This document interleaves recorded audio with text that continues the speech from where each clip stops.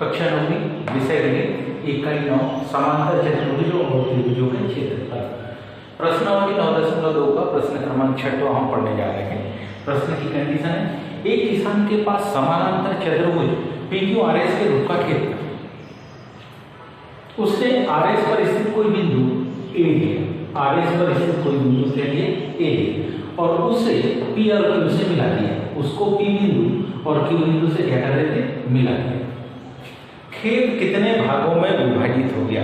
हम में से सब जानते हैं कि खेत अगर ध्यान से देंगे तो ये पहला भाग है, ये दूसरा भाग है और ये तीसरा भाग है। तो खेत कितने भागों में? खेत 3 भागों में विभाजित हो गया। इन भागों के आकार क्या है? वह किसान खेत में गेहूं और दालें बराबर बराबर भागों में अलग अलग बोना चाहता है, वह ऐसा क्या करे? हमको बतलाना है, उसकी समस्या को सुलझाना है कि वह खेत में गेहूं, वह खेत में क्या गेहूं और दालें कैसी बराबर बराबर मात्रा में बोना चाहता है। हमको ये बतलाना है कि किस प्लाट में वो गेहूं बोए, किस प्लाट में वो दाल बोए, ताकि ये दोनों प्लाट उसके मात्रा में बराबर बराबर है। तो थोड़ा ध्यान से देखेंगे। सबसे पहले हम लिख रहे हैं, क्योंकि पहली जानकारी खेत कितने भागों में विभाजित हो गया, तो हम लिख रहे हैं खेत 3 भागों में विभाजित हो गया।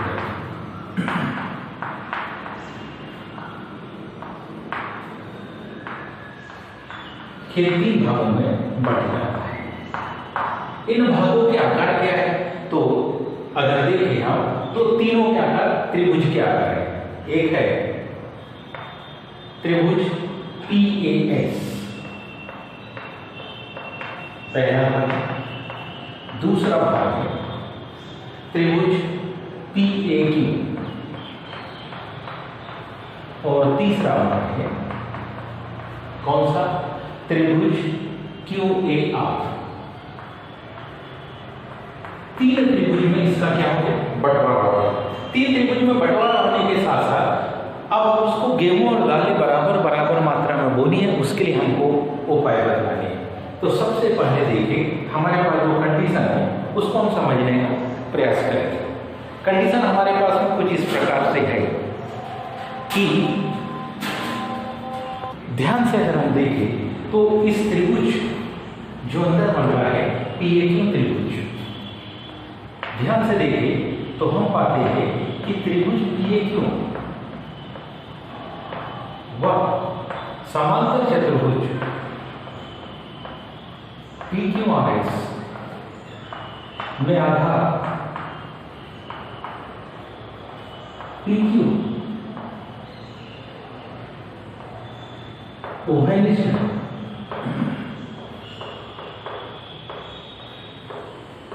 में आधार PQ कैसा है? उभयनिष्ठ है तथा किसके? PQ समानांतर SR के मध्य बने। ये दोनों आकृति, इसलिए यदि हम देखें क्षेत्रफल त्रिभुज PAQ का, तो यह जो क्षेत्रफल होगा वो 1/2 क्षेत्रफल समांतर चतुर्भुज PQRS के क्षेत्रफल के बराबर होगा। कौन सा नियम? 2 समांतर रेखाओं के मध्य बनने समांतर चतुर्भुज और त्रिभुज का क्षेत्रफल का एक अनुपात होता है। वो अनुपात होता है कि त्रिभुज का क्षेत्रफल समांतर चतुर्भुज के क्षेत्रफल का आधा होता है। यहाँ पर इसी गुणधर्म का उपयोग करते हैं। अब हम जानते हैं क्या कि हम जानते हैं कि क्षेत्रफल त्रिभुज PAQ PS धन क्षेत्रफल त्रिभुज PAQ धन क्षेत्रफल त्रिभुज QAR। यदि हम इन तीनों त्रिभुजों के क्षेत्रफल को जोड़ दें तो ये इसके बराबर, यह आएगा क्षेत्रफल समांतर चतुर्भुज PQRS के बराबर है। समीकरण नंबर 2, यदि हम इस समीकरण 2 में से समीकरण 1 को घटा दें, किसमें से? समीकरण 2 में से समीकरण 1 को क्या करने पर, घटाने पर। यदि हम समीकरण 2 में से समीकरण 1 को घटाते हैं तो ध्यान से समझिए, त्रिभुज PAQ से त्रिभुज PAQ का क्षेत्रफल घट जाएगा और समांतर चतुर्भुज PQRS के क्षेत्रफल में से आधा समांतर चतुर्भुज का क्षेत्रफल घट जाएगा तो आधा बचेगा। तो फिर क्या आ जाएगा, हमारे पास आ जाएगा क्षेत्रफल त्रिभुज PAS, क्षेत्रफल त्रिभुज PAS। ध्यान, क्षेत्रफल त्रिभुज किसका, QAR का जो क्षेत्रफल है वो किसके बराबर, 1/2 क्षेत्रफल समानांतर चतुर्भुज PQRS।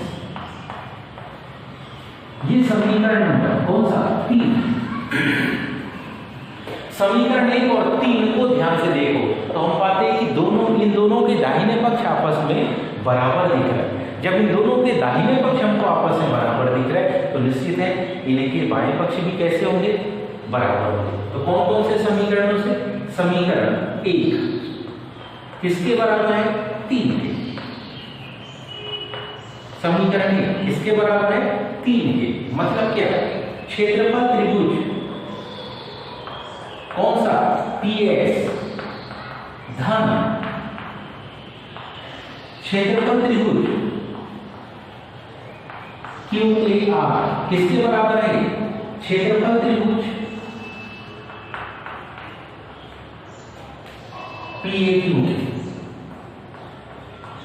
यदि उसको इस प्लॉट के 2 बराबर हिस्से चाहिए तो निश्चित है जिस भागों में हम लाइन खींच रहे हैं, यानी क्रमांक 1 और क्रमांक 3, क्रमांक 1 और क्रमांक 3 के भाग में यदि वो दान हो,